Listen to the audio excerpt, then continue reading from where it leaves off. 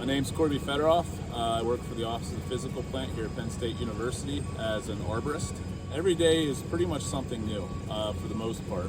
Seasonally it changes, daily it changes, but we can do anything from taking care of root mitigation for construction projects to doing removal trees.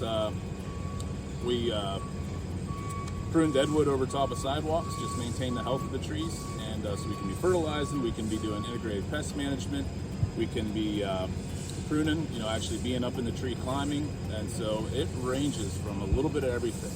That's part of the reason I love the job, is every day you are doing something different. I would not say a degree is pertinent. To give you a perfect example, my supervisor never had a college degree.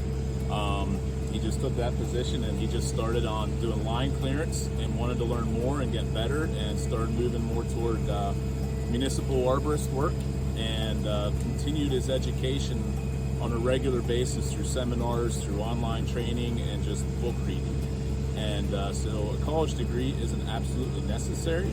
I went to school for horticulture and fell in love with doing the tree climbing aspect from a friend. And he started teaching me how to climb, and just kind of grew from there. And so while a college degree could possibly help you, it's not absolutely necessary. One of the options is, if you did not want to go to college and wanted to get into arboriculture and advance yourself above a lot of other people that are doing the tree work, you can get a certified arborist certificate, and basically that's going to float you to the top, and they're going to understand that you have a high level of understanding of trees. And that's not something you have to go to college for. You can do some online learning, you can get some books and you can read through, and you can take the test.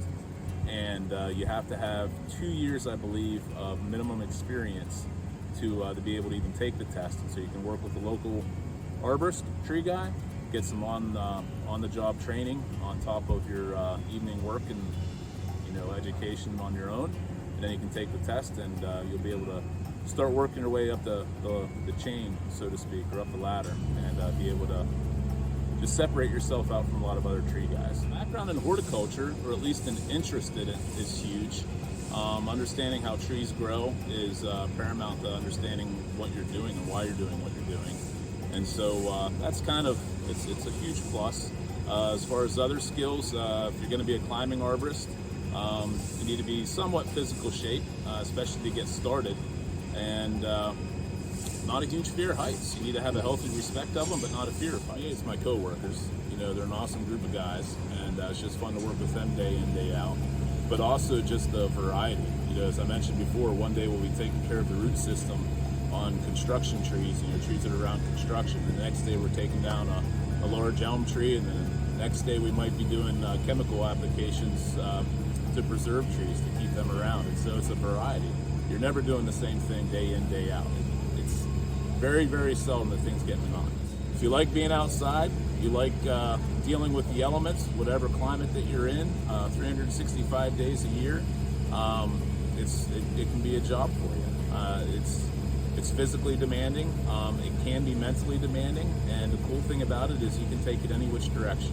And so if you want to be more in a supervisorial position, you want to be more geared to the understanding of how trees function, and the botany side of things, the chemical application side of things. But if you're more into the physicalness and just want to be a hard worker, well, you can certainly be a production arborist and be climbing trees every single day, day in, day out.